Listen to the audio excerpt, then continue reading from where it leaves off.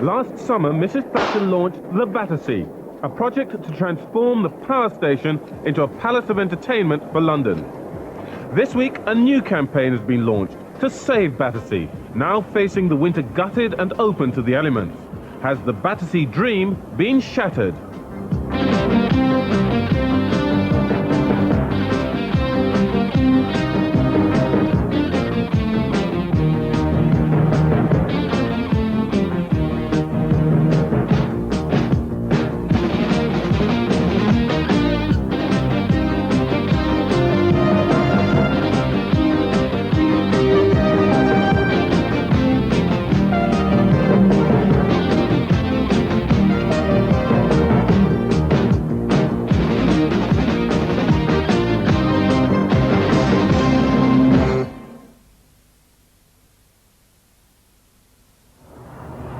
The Wandsworth skyline has been dominated by the stark outline of Battersea Power Station since the 1930s. It's captured the imaginations of generations of Londoners.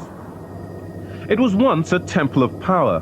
When it stopped generating electricity in 1983, it had become a mausoleum of outmoded technology. Unless someone could make money out of Europe's biggest brick building, its days were numbered. But onto the stage strode John Lawson Broome, mastermind behind Alton Towers, with a vision of saving Battersea by turning it into a colossal pleasure palace. And his most enthusiastic supporter was Margaret Thatcher herself. For her, he was the living embodiment of Thatcherism, proving that private enterprise would be a worthy custodian of the nation's heritage.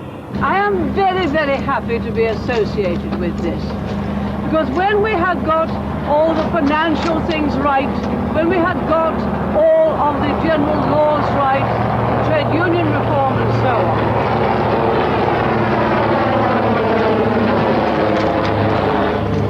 I wanted to get a quick look at. My worry was that there might not be sufficient people of enterprise to take advantage of it. We know today there are. This will be the biggest project in Europe. John Broome promised Margaret Thatcher that if she returned to Battersea on May the 21st, 1990, it would open at 2:30 p.m. precisely. Get there at 2:34, he claimed, and you'd be too late. Margaret Thatcher was quoted as saying, "This is a wonderful example of private enterprise and local government working hand in hand. John Broome and Wandsworth Council are to be congratulated." For Tory Wandsworth Council, it was to be a grand political coup, bringing jobs and prosperity back to Battersea, just in time for the local elections in May 1990. Just 7 months from that deadline, Battersea Power Station lies gutted and empty. The cranes are still, the workers have been sent home. And John Broome, whose plans and projects for the site have been all over the newspapers for the past 5 years, now refuses to talk about it. Tonight, the London programme reveals why John Broome can no longer fulfil his promise to Margaret Thatcher. Cult status hit Battersea in the 1970s, when Pink Floyd flew a pig above its gleaming towers. The pig, designed by Roger Waters for the Animals album, was said to symbolise the fans, and the 4 phallic chimneys the monolithic rock group. Londoners might be less pretentious, but they're just as passionate about the power station. It's just stunning, it's so impressive, the scale of it, it's really vast, it's wonderful. But I can see it out of my window, and we can always tell whether it's going to be foggy or not if we don't see the chimneys. Well, I used to live in Battersea for 3 years now. I used to like watching the smoke come out of the chimney pots, watching them paint it up. It's sort of part of London.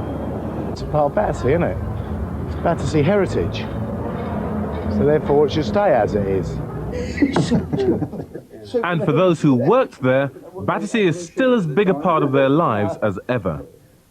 Just like something's been cut out of your life, really. Honestly, it's just, I mean, I drive past there now on the other side 2 or 3 times a week, and every time I drive past, I give it a salute. Honestly, I do. I do. Yeah, they may laugh, but this is the way you feel about a place, you know. Local mural artist Brian Barnes has taken much of his inspiration from the power station.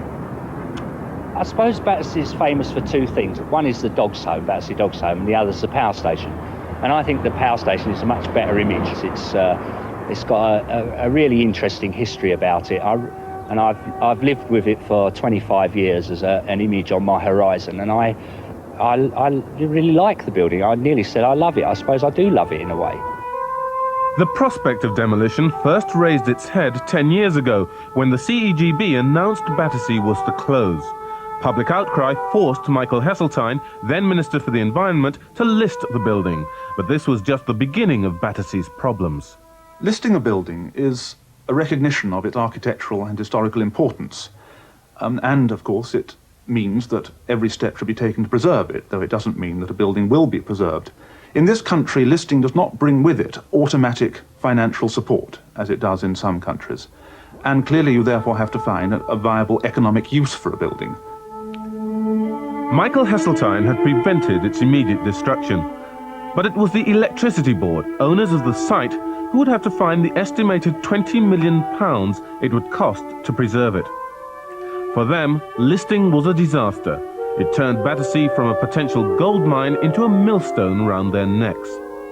The board decided to hold a competition to get rid of the building one way or another. If there had been no clear winner, it would have provided the CEGB with the evidence they needed to apply for delisting and demolition of the building. But however cynical the motives behind the competition might have been, it inspired those who loved the building. One of these was Peter Kramer, a freelance engineer who planned to use Battersea to solve London's rubbish problems. Well, 3 tons of rubbish is equal to 1 ton of coal, and London generates something like 3 million tons of domestic rubbish every year. At the moment, that stuff is hauled out to places like Swindon, Didcot, Maidstone and up into Bedfordshire. It seemed to me to be logical to keep it all here and turn its fuel content into something useful, namely energy. And that activity could be totally enclosed in Battersea Power Station so that no one would see it or hear it or smell it. Local resident architect Mark Leslie was first to think of the idea of a theme park, long before John Broome came on the scene. I was a resident of Battersea, living in Prince of Wales Drive, virtually overlooking the power station. Every weekend I used to jog round the park in the mornings, and literally hundreds of people would accost me saying, "Where's the funfair?" Because in the public mind, the funfair had never gone. So, knowing that the power station was coming to the end of its useful life, I saw it looming up and I said, "There's the funfair." Just as Disney found inspiration in Hollywood, Mark Leslie says he found his inspiration in Britain's unique historical past. My specific idea was to have a sort of participatory themed museum as a monument to the Britain as the original powerhouse of the Industrial Revolution. Inspired by Leslie's ideas for a great British progress park as a homage to Britain's industrial past, developer David Roach put together a consortium to enter the scheme for the CEGB's competition. A late addition to the consortium was John Broome, brought in for his theme park experience. But he soon took over, and it was his plans, not Leslie's, that won the competition. Journalist Mirabar Hillel is a long-time Battersea watcher. She heard the full story from David Roach. Well, formally and officially, the competition was won fair and square by the Sir David Roach Consortium. If you watch television, listen to radio, saw the newspapers, you would get a distinct impression that the competition was won by John Broome of Alton Towers. And this was engineered by John Broome. When I asked Sir David Roach about it, all he would say was, "I put together the winning consortium, I needed an operator for the leisure centre, and boy, did I get an operator." By the time of the press conference to launch the winner of the competition, John Broome was firmly in charge. It will substantially, of the 6,000 jobs proposed, a very substantial proportion will be from this area, and that's no mean situation in its own right. But other than that, it will tend, or in fact more than tend, to uplift the area and the prosperity of the area and all the environment and infrastructure with such a major scheme as this. As winner, John Broome was able to buy the Battersea site at a knockdown price of £1.5 million, a tenth of what the CEGB could have got for it without the power station. On the other hand, the CEGB could wash its hands of its responsibility, while for Wandsworth, Broome held out the tantalizing hope of regeneration for a blighted inner-city area. It was important to make sure that we restored the site, restored the building, provided jobs on what was potentially a derelict site, and John Broome was the only chance, the only hope. In 1984, when Broome won the competition, his scheme was going to cost £34 million and take 2 years to complete. But it took until 1986 to buy land from British Rail needed for parking and win planning permission from Wandsworth. The cost had risen to over £50 million. It was another year before the CEGB stripped out the asbestos and Broome actually took over the site. The cost now had nearly tripled to £135 million.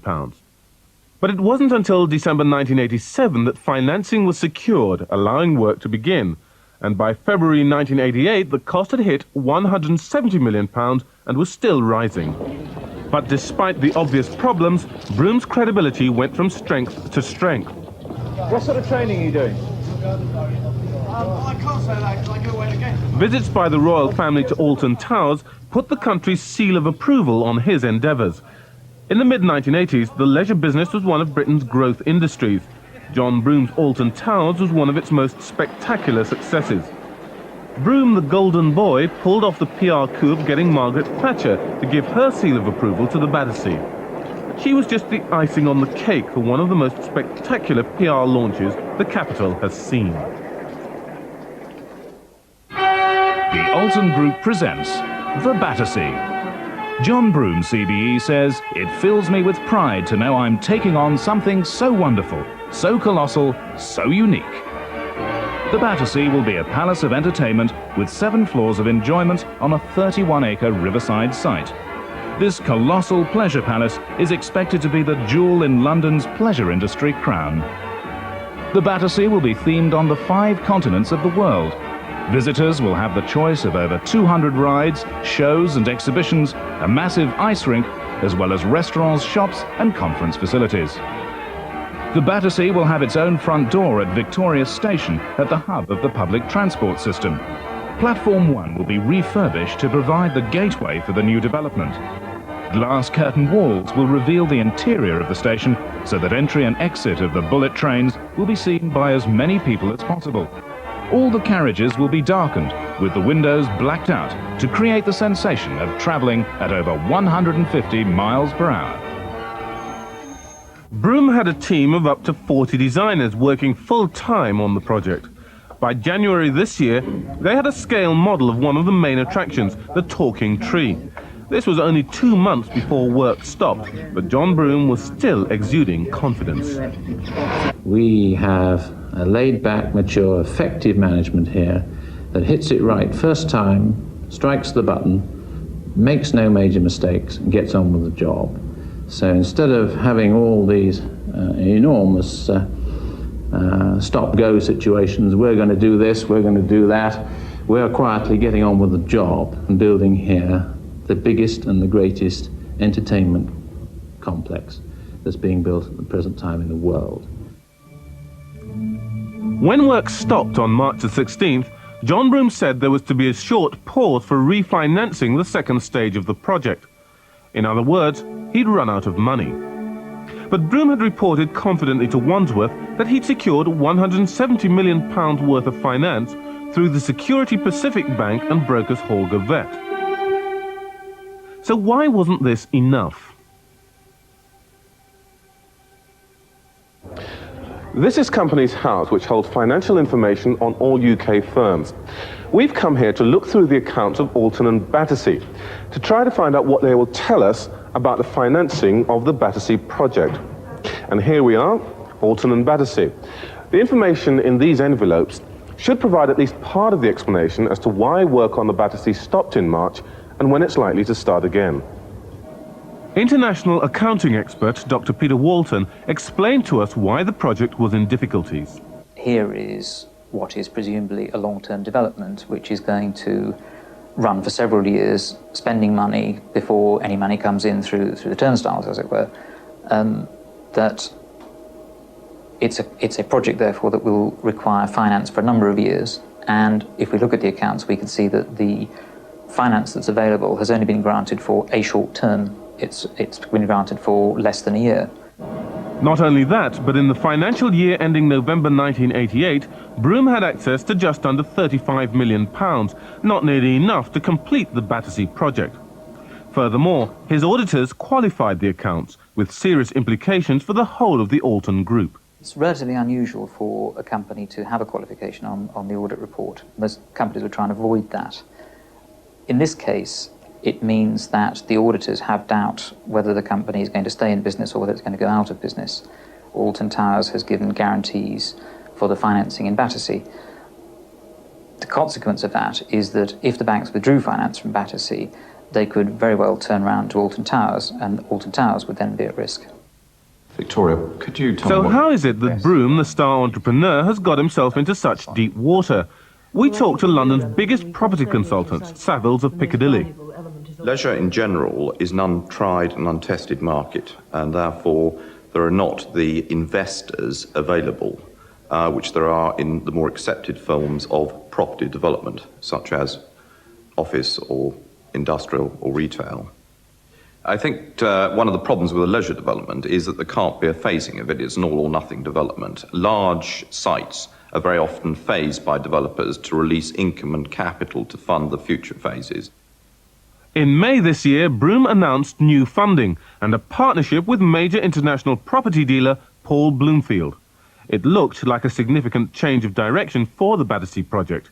In a press release, Broome announced each of these partners will have a 50% stake in the new company to be called Alton International Limited. The company has purchased the Battersea Wharf site adjacent to the power station, increasing the total area from 32 to 40 acres of Thameside freehold in London. Why have Broome and Bloomfield added the Battersea Wharf site to the development? The property experts say there are very good reasons, most of all persuading the banks to invest. The advantage about the Battersea Wharf site is it enables a phased development to take place on the entire site, and money released from the phasing will fund the leisure facilities which investors may be concerned about the viability of at the moment. By bracketing the high-risk leisure scheme with a lower-risk office and residential development, they have a much better chance of attracting the investors they need. The only problem is Broome and Bloomfield don't own the site. A company called Park Securities does, and it has its own plans. The Battersea Wharf was bought by Park in 1988. It still is owned by us, always has been owned by us. And earlier in '89, we had discussions with a company called ICA, which at that time was Paul Bloomfield. Those discussions never came to fruition, and then I think ICA became part of Alton International, but at no time have we ever had any negotiations with John Broome whatsoever. When we came back to Companies House, we also discovered that Alton International isn't here, at least not in the form that John Broome described.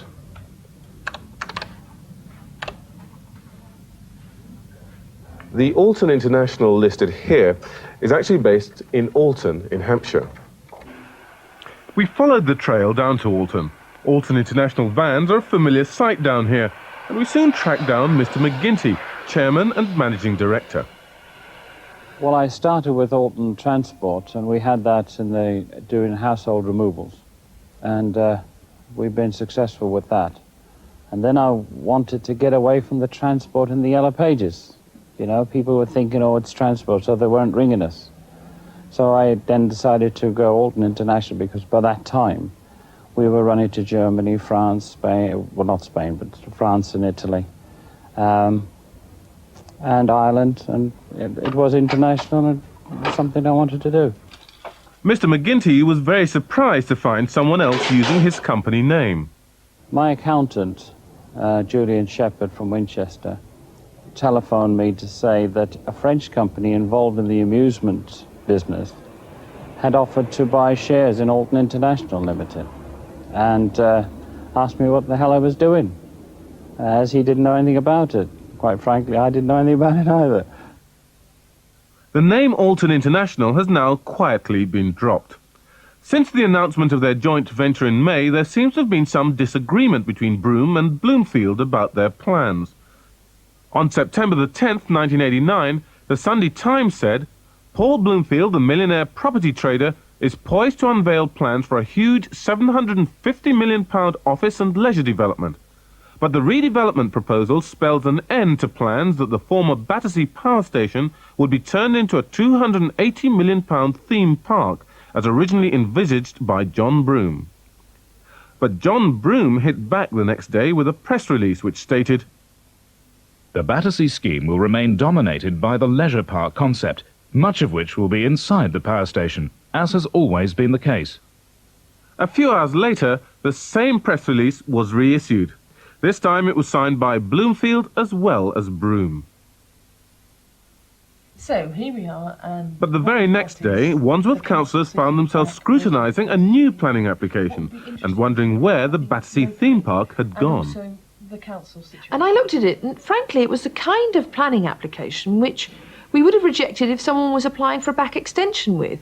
It had been drawn by a computer rather than on the back of an envelope, but there were these kind of quick outline drawings which didn't indicate what things were, where they went, and in fact in the first planning application it didn't even say what was happening in the power station building itself. Little by little, more information has come in on the new planning application. But the future of the power station is still uncertain.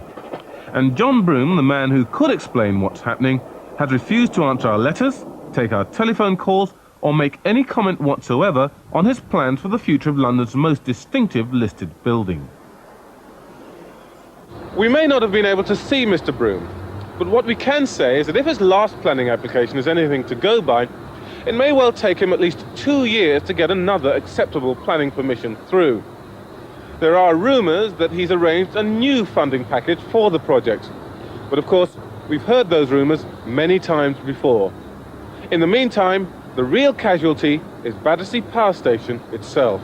I do think it's a tremendous scandal that a listed building, and one of the great buildings of the interwar years, should have been allowed to get into this condition. It's up to Wandsworth Council, of course, to do something about this. It's their immediate responsibility, but clearly with a building of this scale, English heritage must have a role to play, and I would like to see them doing the maximum to make sure this great London monument is preserved. But those who could step in while Broome does nothing seem reluctant to use the considerable powers they have to safeguard listed buildings. It's a big building, it's a difficult building. There is still a prospect, I don't know how good, but a prospect of the original scheme picking up, and if that happens, then that is the best option. I can't think it would help it greatly for English Heritage or the London Borough Council to acquire a building in that state. The thing is not rotting away, and both English Heritage and the engineers have looked at that building very carefully. A small amount of money needs to be spent to ensure it's protected in its present situation against the weather. The plans for this have been put to the Alton board, and we wait their response. When Wandsworth Council is written about in newspapers, it is described as the jewel in Margaret Thatcher's crown. And in my view, for the leadership of the Conservatives here in Wandsworth, it is more important to back up the Prime Minister and to support her than it is to represent local residents. The Prime Minister had personally put her mark on this scheme, and therefore they have continued to back the scheme, back Broome, support it beyond anything that's reasonable in terms of the interests of local residents. Local residents feel the time has come to act. Ernest Rodker and Brian Barnes have started a campaign to save the power station. They believe that as time goes on, the arguments for demolition will get stronger and stronger. Well, we've waited and waited to see one of the authorities actually take a grip of the situation and do something. And we don't believe we can wait any longer, because this will be the second winter that the power station has been without a roof and without a west wall. 10 years on, we've got to start the whole thing again and make the authorities responsible. English Heritage, Battersea, Wandsworth Council, and the Department of Environment actually respond to the legislation that is there to protect buildings like this. And if we don't, then it will be an absolute scandal.